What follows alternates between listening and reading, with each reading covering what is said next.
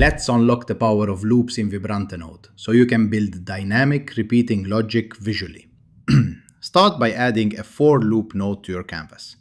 This node generates a range of indices, perfect for repeating actions a set number of times. Next, drag in a loop body node. Connect the indices output from the for loop to the loop body's input. Then, connect the exec_out pin to start the iteration. Inside the loop body, use the current_index output to drive other nodes, like calculations, messages, or actions that should repeat. Connect a console print node to the loop body's exec output. Now, every time the loop runs, you'll see the current index printed in the event log.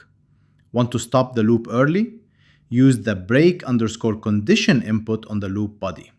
Connect a Boolean value or logic node. When it turns true, the loop exits immediately. Click play to run your workflow. Watch as each iteration is processed with live feedback in the event log. With for loops, loop body, and break conditions, you can build everything from simple counters to complex data-driven automations, visually and intuitively.